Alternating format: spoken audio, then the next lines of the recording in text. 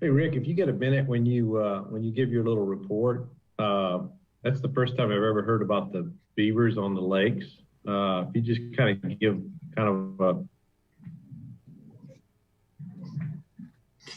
Okay. line of, do they present an issue? Is it something you're going to look out for, that sort of thing? Okay. Thanks.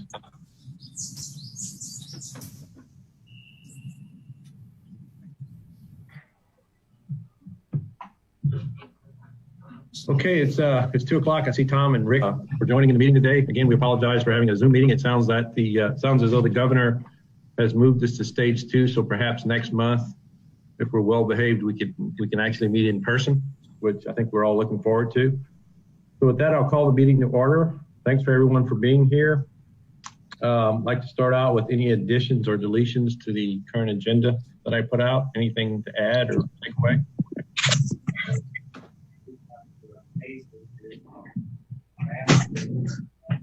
Okay, with that, we'll move on.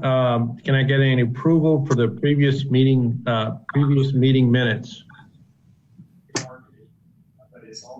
Approved. Okay, do I get a second? Second. Okay.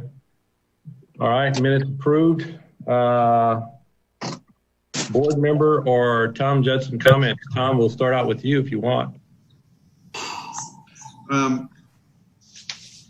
Regarding the subcommittee, I had a lengthy conversation with Doug on that, and when we cover that topic, I can share his thoughts regarding the questions from the subcommittee. Other than that, right now, I'd say we are 1,300 activity cards over prior year, with quite a bit of an increase from dependent cards, but a lot of users. So we're experiencing a large increase in usage as a result of the 2020 plan, which is fantastic. You know, who knows how much better we would be if we weren't experiencing COVID right now. So, and as you indicated earlier, Matt, that the governor announced just a short bit ago that we'll be heading into phase 2. So our teams will be, phase 2 will start on Monday. So our teams will be preparing our operations to modify to stay in compliance with phase 2. That's about it. Okay.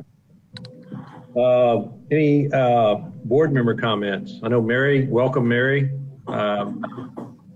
Thanks, I'm good. Okay. Dave, anybody else? I'm good too, Matt. Okay. Dave? No comments. Okay. No board member comments. Okay. With that, I think I'm going to turn it over to Rick and let him give his report. All right. You were talking a little bit ago about beavers. We do have beavers from time to time on, I think they've probably been on all of our lakes. There's probably a permanent population on Loch Lomond. Every now and then we hear about someone having taken one, which is probably okay, but we want to do the right thing and get permitted to do that, or at least have someone with a trapper's license doing that work. They do tend to go after the more expensive ornamental trees, which can be a problem. And it's been a particular problem for us in the Tanyard Creek area, the area that was restored. In some of the plantings that were done, they've actually cut those trees. Not really sure that they've killed anything, because where they cut one stem, usually 3 or 4 stems come back in its place. But that's the one area where they can cause us some problems.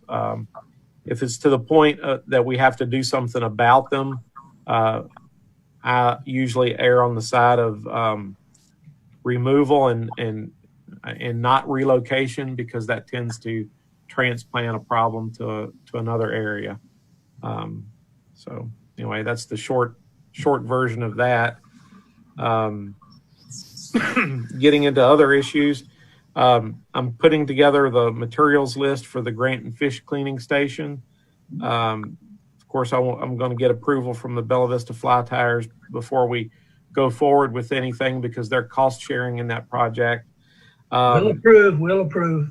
Okay. I did speak to the owner of the solar company that put in the last one.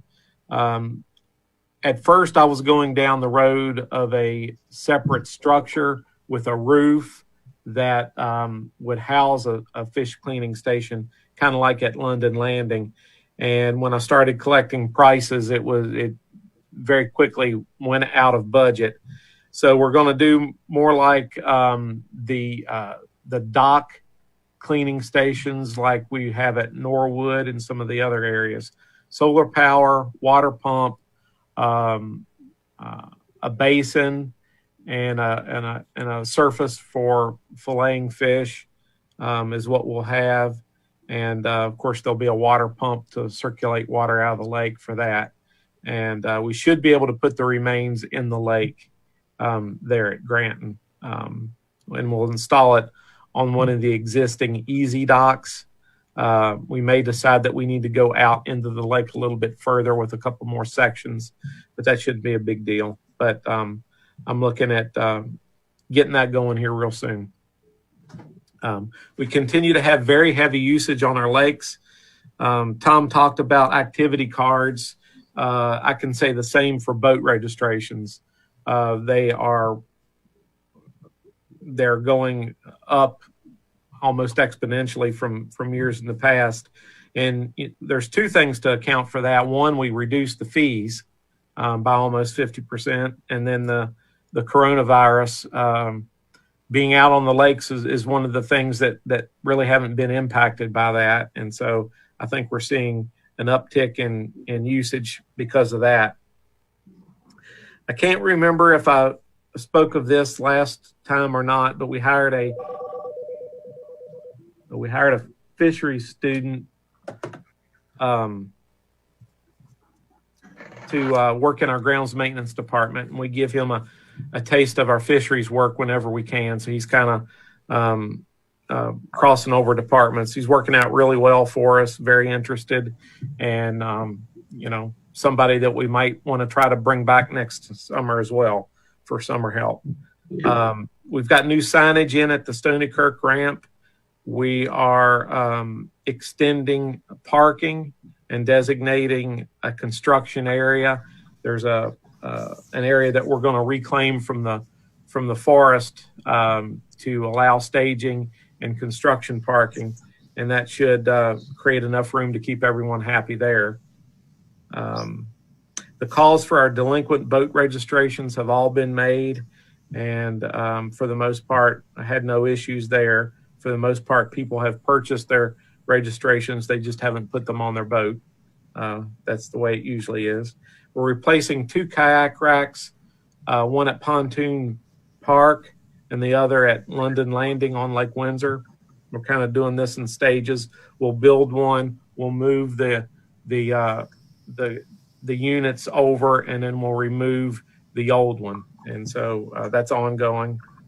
This will give us more capacity when we're finished, and something that's more aesthetically pleasing as well.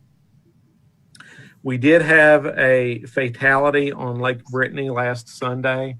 I haven't heard a report. Don't know any names, and probably shouldn't talk about names even if I did. Not sure if it was a drowning or possibly a heart issue that resulted in a drowning. And we are looking to do more wake boat testing to add on to what we did last fall. We'll be doing that in the months to come this summer.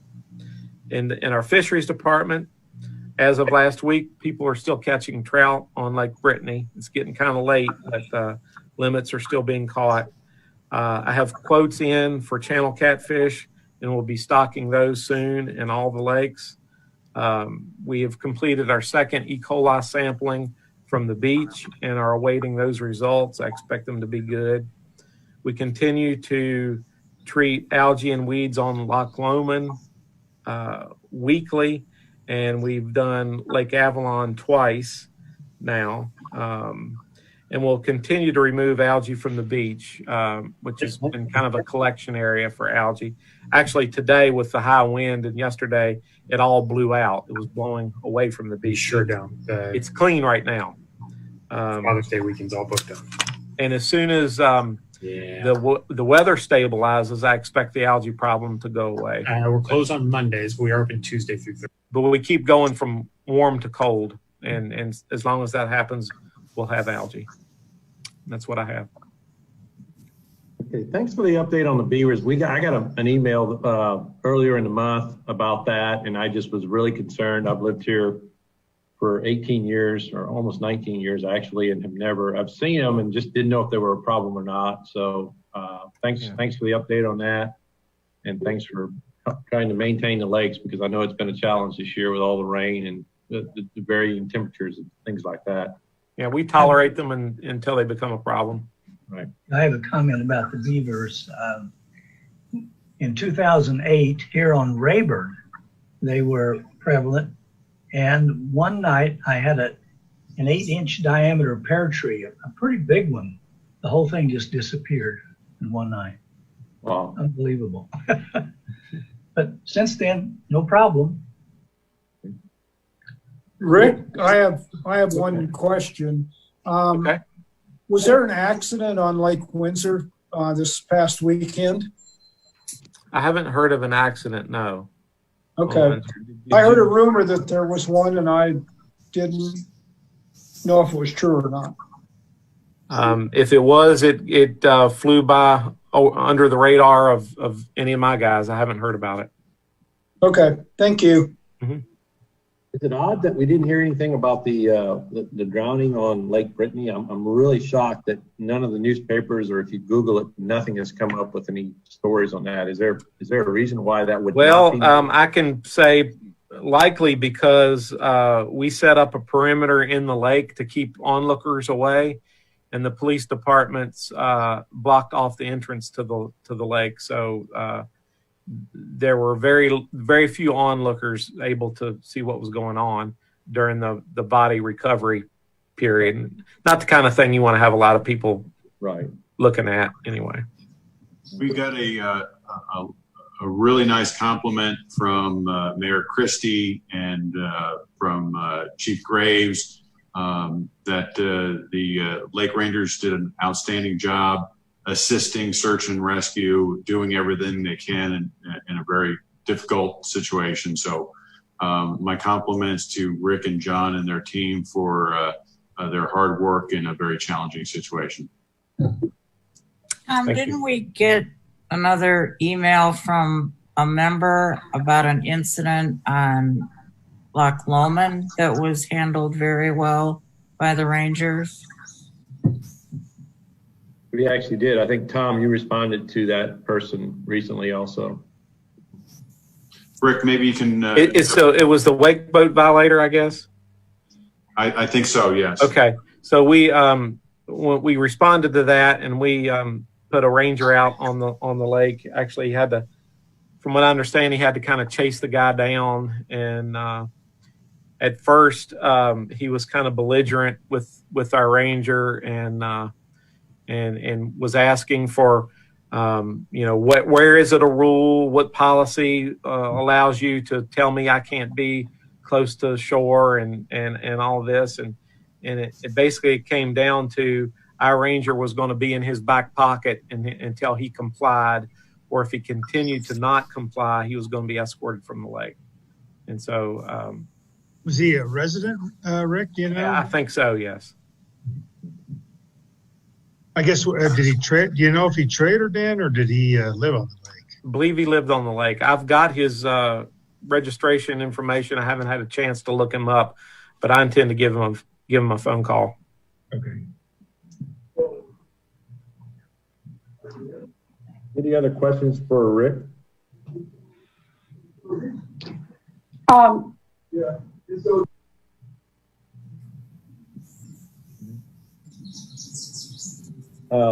Trey or John, y'all have anything to say before we move on? I've got an update I missed. I'm at the marina now, so I'm up and down So I missed, Rick might have touched on this, but we had the walkway on Dock D here at Loch Lomond. Part of it, a bracket broke yesterday, and so we had to shut the walkway down. The guys got in this morning, jacked it up, and welded a new system, so it's back open now. But from about 4 o'clock yesterday to about probably noon today, boaters on Dock D did not have access to their boats. So if anybody, like I say, it just got reopened. So if anybody hears anything about that, it's back open now, and it's just fine. It was the high winds yesterday. The dock itself has a different anchor system.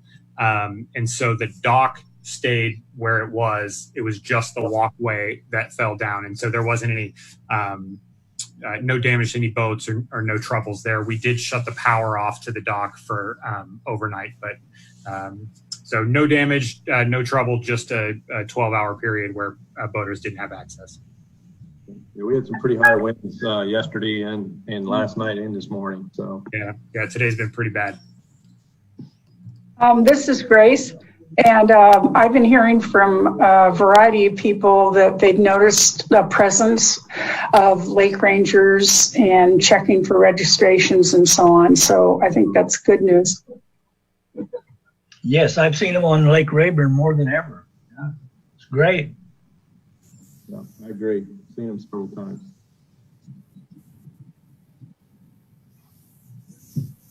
All right, John, you said you didn't have anything to say? Nope, I've got nothing. Okay. All right, with that, we'll go over to old business, and we kind of touched on this at the last meeting, and I think Rick has an update today, but the ongoing subcommittee discussions concerning size, horsepower, dimensions, capability, speed, etc.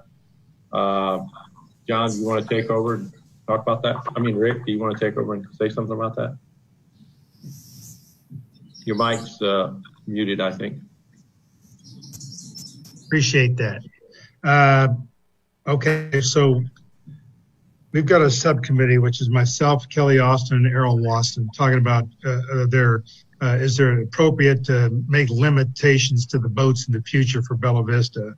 I want to point out that the three of us are looking into this and plan to bring that to the Lakes Joint Advisory Committee for further discussion once we're done with our assessment, and you can guide us as we go through this in case we do make recommendations for limits. I want to point out that we found two other. Errol found one, and I found one myself. One of them is Canyon, similar privately held lakes where the homeowners have chosen to make limitations. One of them is Canyon Lake, California, where they chose to limit boat sizes. I've got the details in the Word document I sent out. They're going to limit them to 21 feet 6 inches. They did grandfather. Also Viking Lake, Missouri, which is a private lake community in northwest Missouri, 630-acre lake.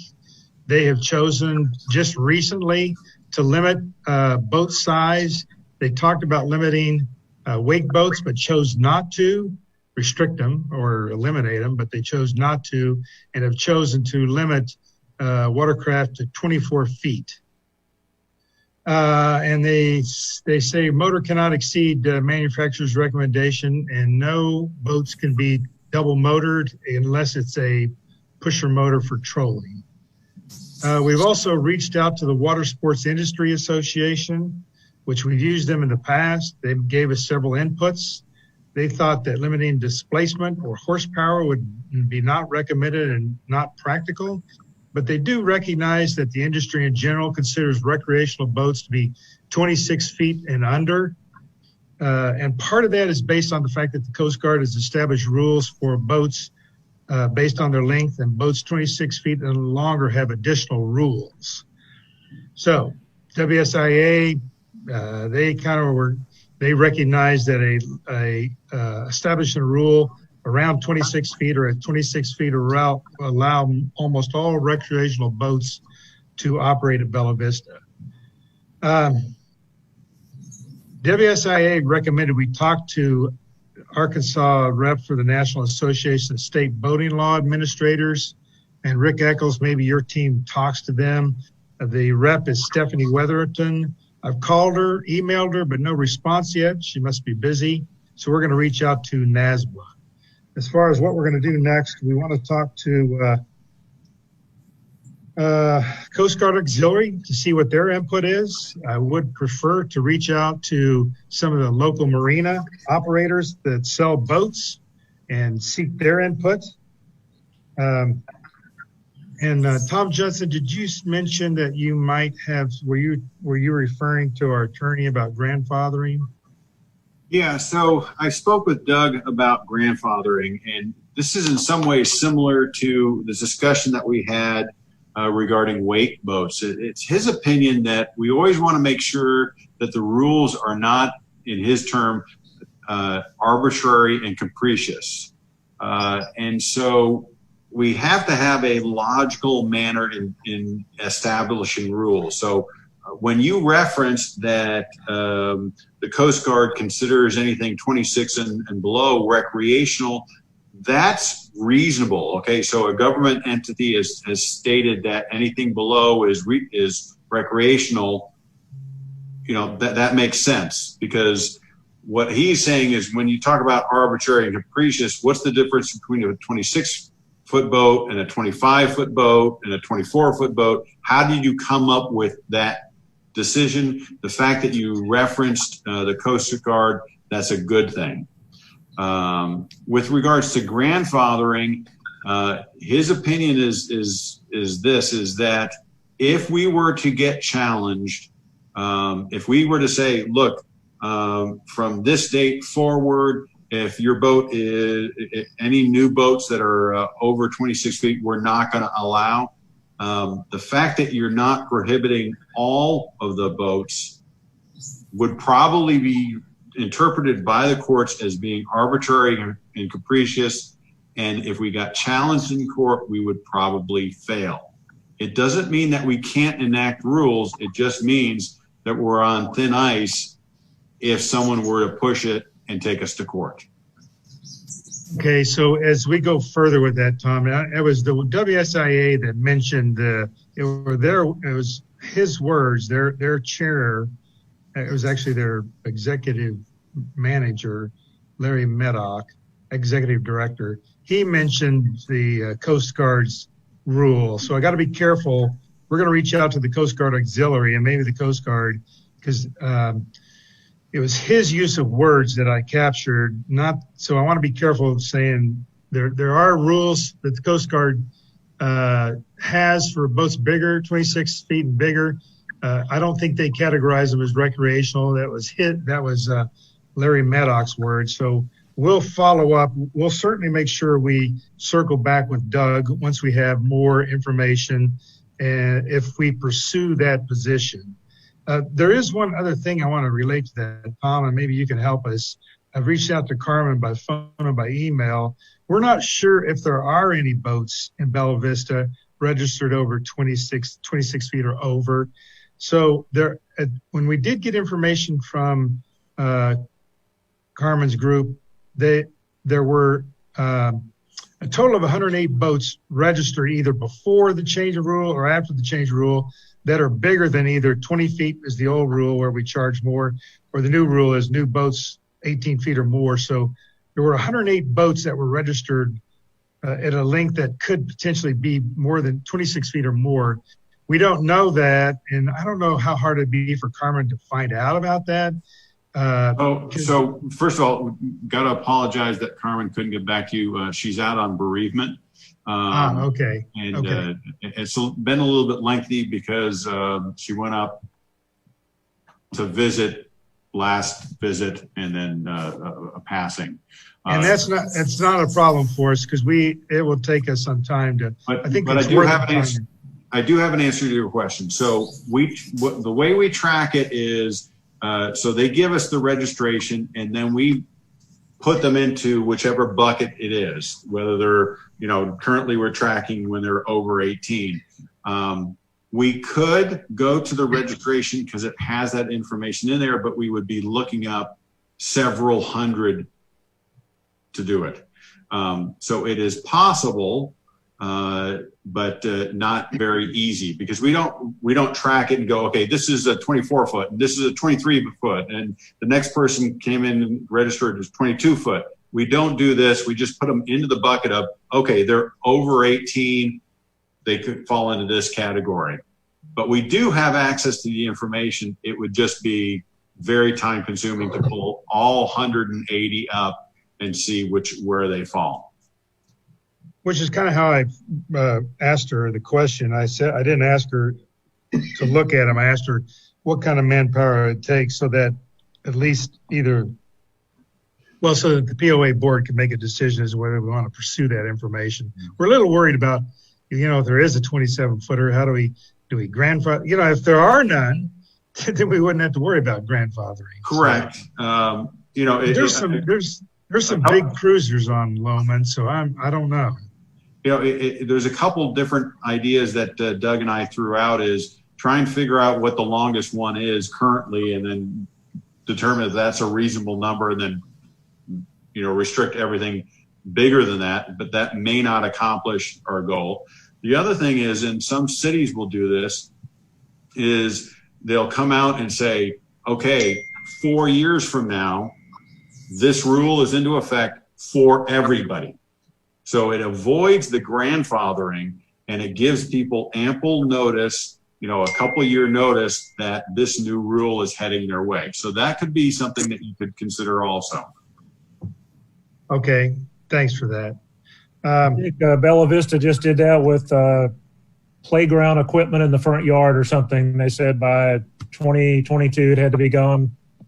Yeah. So you're giving a reasonable amount of advance warning that, 4 years from now, 26 and above is no longer allowed. That could be, Doug liked that better than grandfathering.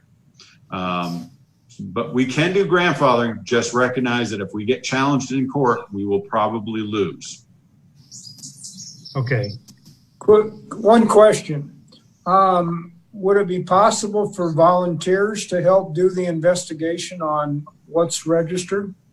No, because it's all on our computer system. We store all that information electronically. So, and that information is closely guarded because it has personal addresses and so forth. Okay. I was afraid of that. Thank you for asking, though. Thank you. If it was an easy thing where you just go through this stack of paperwork, absolutely, but that's just not the case.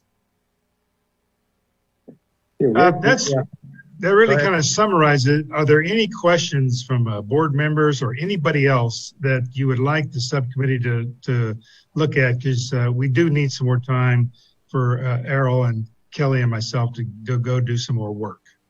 Rick, I have one. Okay. I've mentioned this before when we were on the committee to weight boats. Have you considered looking at weight? I mean, I can see the 26-foot length. I don't think there's any weight. There's only a couple of weight boats built 6 feet. Most of them are under 26 feet, but the weight is the issue. We have not restricted ourselves. We've kind of done a shotgun blast for horsepower, displacement, weight, length, a variety of things. So we haven't discounted it. Although I will say that we're probably the three of us are most comfortable coming back with probably a length requirement. Okay. But Rick, we're looking at speed. Yes, thanks, Errol. Possibly setting speed limits. Yes. Which, from what I can tell, Rick and John, it may be posted. I think it is posted. I think Kelly saw it posted. I couldn't see it in the rules. My first scan through. Is there a speed limit on our lakes? It's a recommendation. 5 miles an hour, isn't it? Okay, it's a recommendation. But there'd be no reason we couldn't enact a rule for speed, would there? There may be. Those rules are not our rules to make, I don't think. Okay, the only thing, and we'll come back to you on that. We were likely going to make a speed recommendation for the committee to consider. The only input the WSIA had was that barefoot skiing is a maximum speed of 41 miles per hour, and standard ski is a max of 36. So we felt pretty comfortable with the current recommendation of 35 and even considered less at 30, but let us pursue that a little further. Recommendations also 25 at night. Okay. Yeah, Rick, question. Go ahead. when I look at this here and I'm reading your content, it's pulled together very well. I appreciate it. I was looking at the goal at the top, and whenever I hear something, the first thing I go to, what's the real problem we're trying to solve? And when I read your goal here, it ultimately boils down to me that it's to provide a safe use of our lakes. So if that's really what it is, then I think you're on to a lot of good information. Some of this stuff is going to be really difficult to work with. I'll tell you that I'll be surprised if you got more than 5 boats in Loch Lomond that are over the size of 25 feet at this point. Just because I own one of the bigger boats out there personally, and I kind of watch the size. I also am concerned with the safety out there. It's been great to see the activity grow on Loch Lomond, and I appreciate it, love to see it, but I've also had to change how I operate from a skiing perspective, because I don't feel nearly as safe out there pulling tubers or skiers or anything that I used to even last year. But I would tell you that a lot of that comes from people not using the lake really in the way it was designed. So if I isolate myself to the center part of that lake, which is the ski area, which I think causes a lot of the concerns here, we put in the regulations that the operators of skiers, tubers, etc. need to go counterclockwise. That's great. A lot of them don't understand it because they haven't read it. I'd love to get support from the patrol to make that more of a focus to help them understand that. But from my interpretation also of the regulations, that is only for people who are skiing, tubing, waking, etc. So if I'm out there taking just a casual boat ride, or if I'm a fisherman, I've had to shut down quickly. And I've even stopped skiing twice in the last 2 weeks for sure, because people are crisscrossing, people are going in the opposite direction.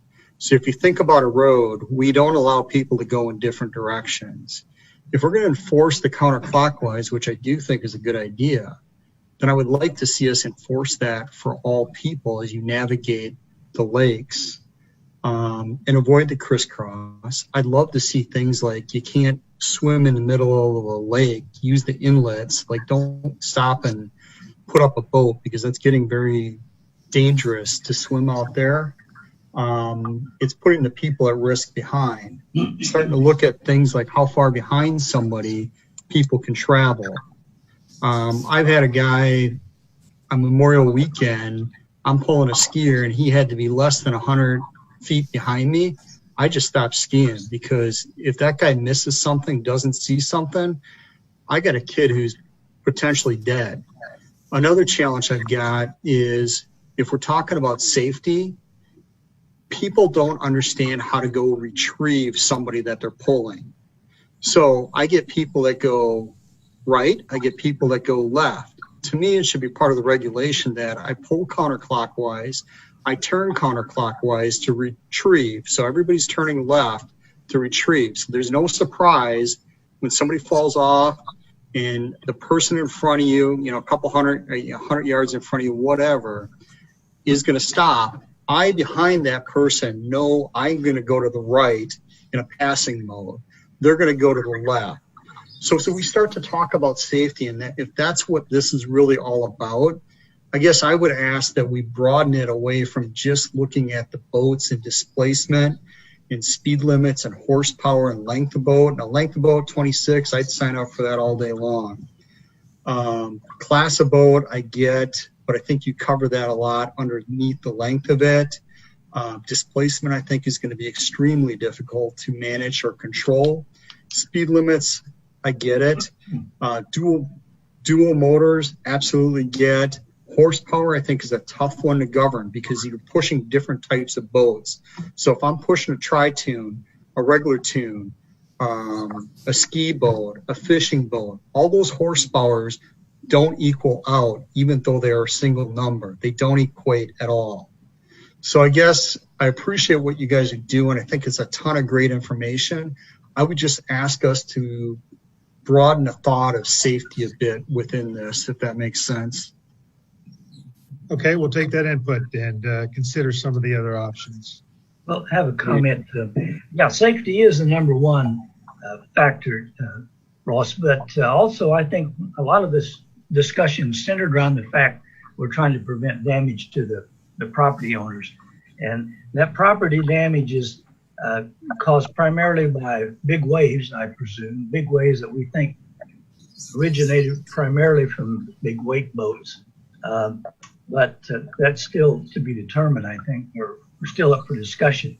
Let me say that the big waves are generated by two factors. One is the weight of the boat and the velocity of the boat, speed of the boat. Is that right, or am I wrong?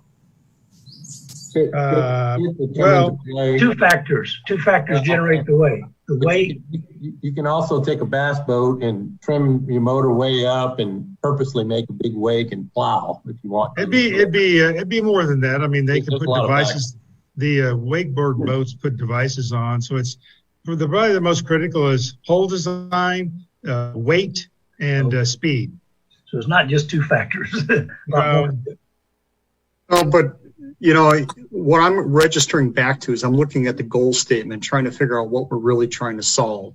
And Paul, I hear your concern with the frontage, and I've lived on lakes for, 15, 20 years now. I've always considered it my responsibility, part of what I took on by living in a lake. Now, I get that that shouldn't just make it wide open for people to do damage to what I own, but it's part of the process of living in a lake. When I read the goal statement of safe, concern to the erosion of the walls doesn't equate to safe to me. So that's why I'm asking for clarity of what are we really trying to solve, because I think that will lead to better solutions. What came up during the discussion of wake boats, but to the extent we can believe the WSIA, last night and today's windstorm did far more damage to docks than any boats will ever do.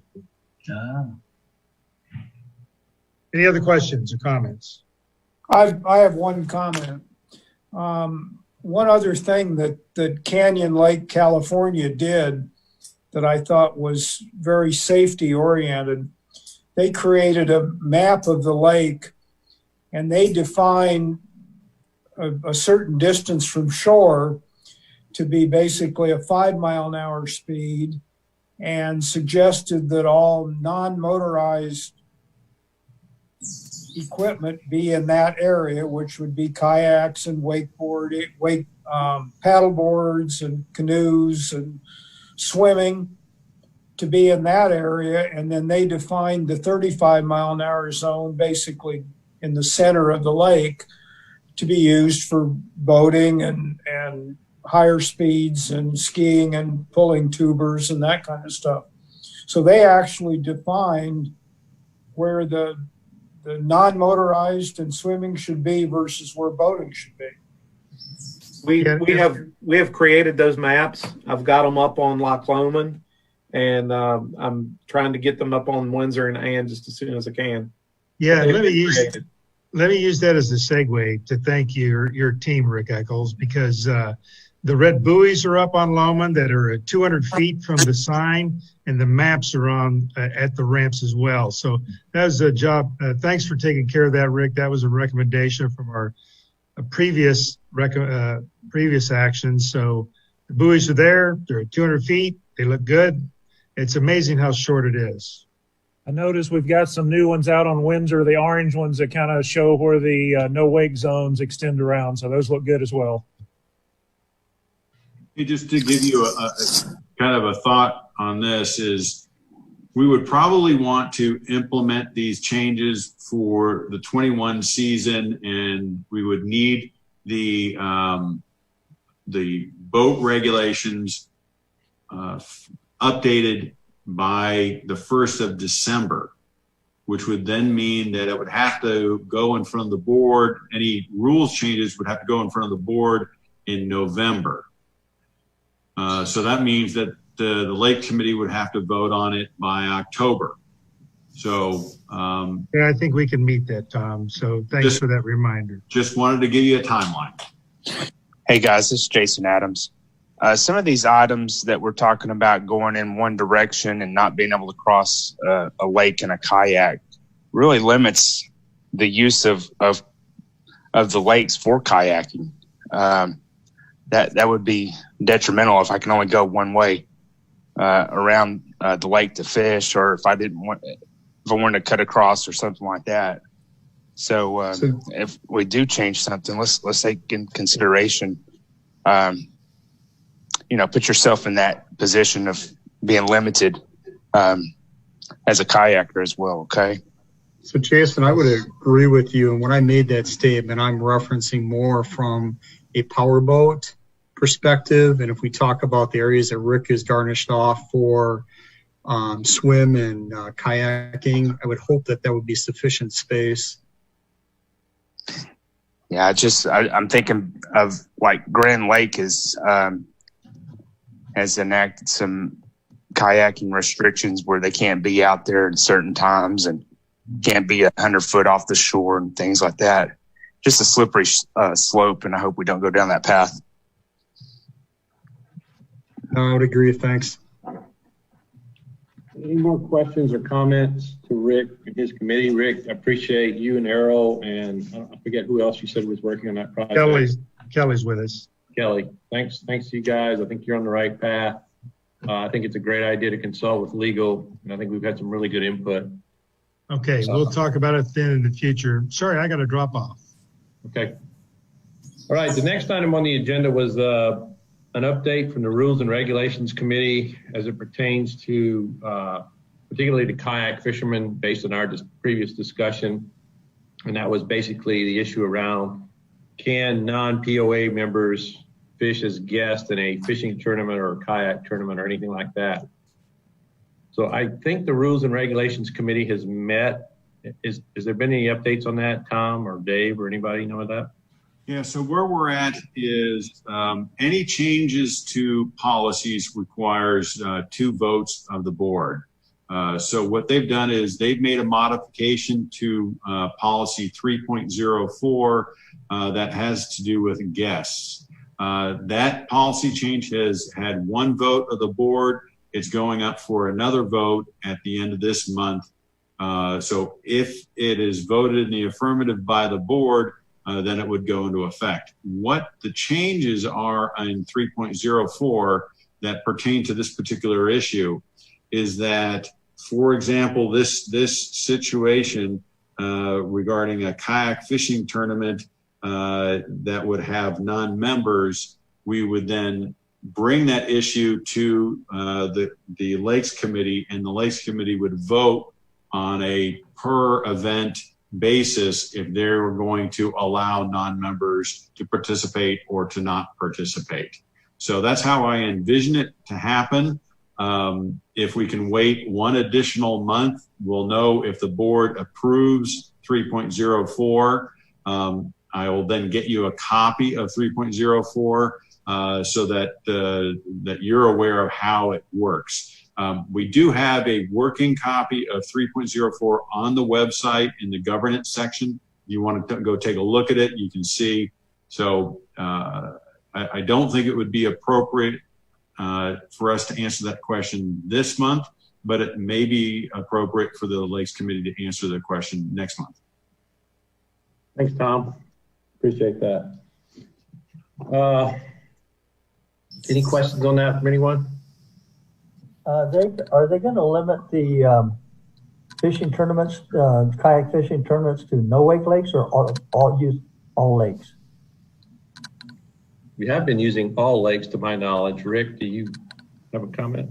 So where there may be a conflict with another ongoing tournament, in the past we've restricted say there's a tournament on Loch Lomond for motorized boats, we restrict the kayakers from that lake. They have access to the others, but it's just a scheduling issue.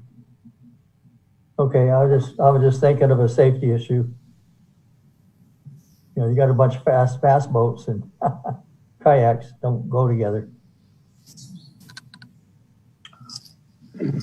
Yeah, those guys like to jump in front of you going down a bank and try to catch your fish. I agree.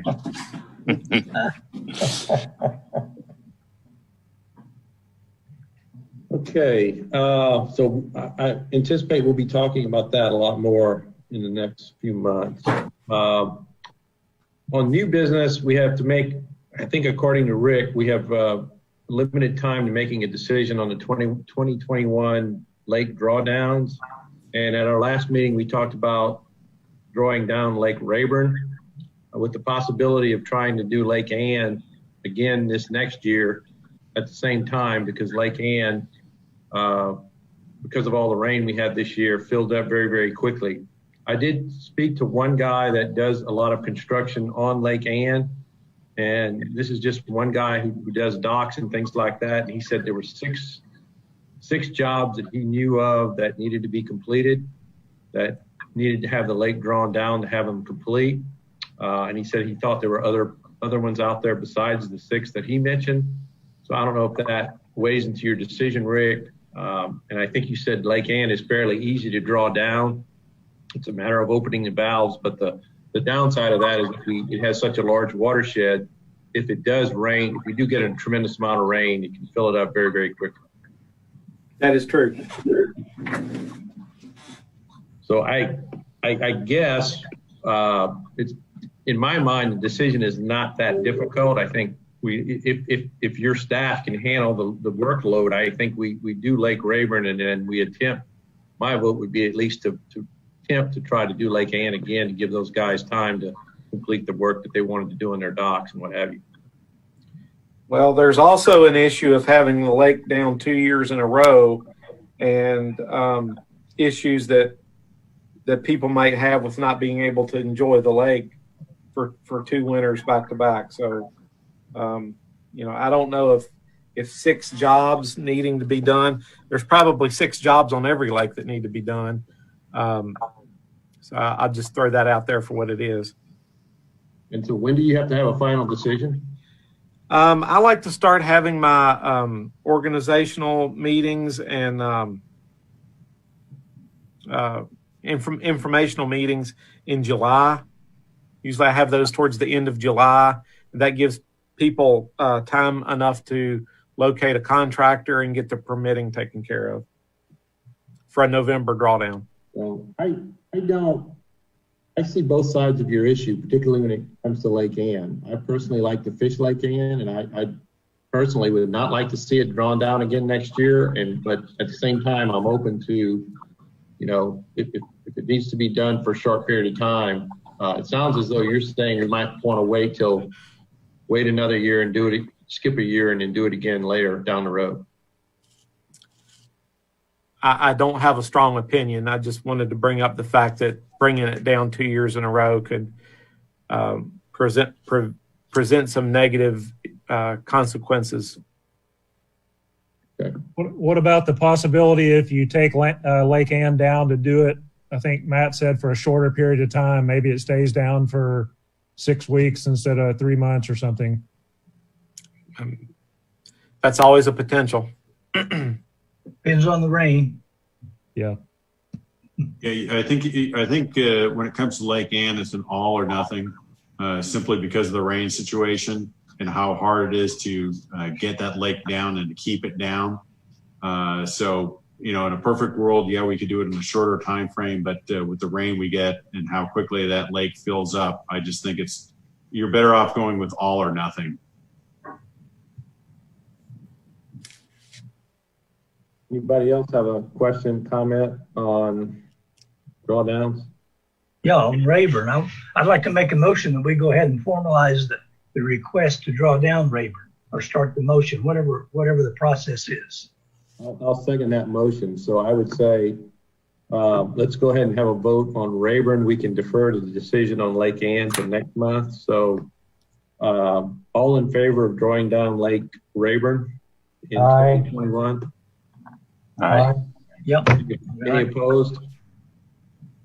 I know there's a number of residents on the lake that have expressed interest in, to me, that they're anxiously awaiting the opportunity to perform work on docks and lake walls whenever this occurs. Like a question for Rick. Rick, what's the watershed of Rayburn compared to Lake Ann? I mean, is there a substantial difference in terms of the way the lake refills with a certain amount of rain? Lake Rayburn's got a smaller area of drainage, I'm sure. John, you can jump in on this if you need to, but the issue is we put siphon pipes. We need to put siphon pipes in on Ann. On Rayburn, and those are 8-inch pipes, and so the potential. The pipe size is also smaller. The drainage area is smaller, but the pipe size is smaller, so it probably evens out to some extent. Mm-hmm. So basically, the motion carried that we're going to draw down Lake Rayburn, and I would ask that everyone keep your ears and eyes open next month. We're going to have to make a decision on Lake Ann, and again, I don't really have a strong feeling one way or the other. So we need to make a decision. So I would Rick, do you or John have some contacts you could talk to this month and kind of see what needs to be done on Ann, and maybe that'll help us make a decision? I do. Okay. And you were asking about the watershed on Ann. I actually have that over my desk. Ann is about 3 times as large as Rayburn, and it's probably our largest watershed. The watershed to lake ratio on Rayburn is around 15 acres for every 1 acre water, versus Ann is 47 acres of land for every 1 acre of water. Quite a difference. Yeah, quite. It is. So anyway, that decision, if we want to do it, we're going to have to decide next month. And again, I'm open to Rick. If you guys talk to someone and you decide it's best to wait, I'm okay with that. If you think we need to do it again, I'm really not. I mean, and we can probably get by with less preparation time on Lake Ann, since those residents are used to having dealt with it just last year.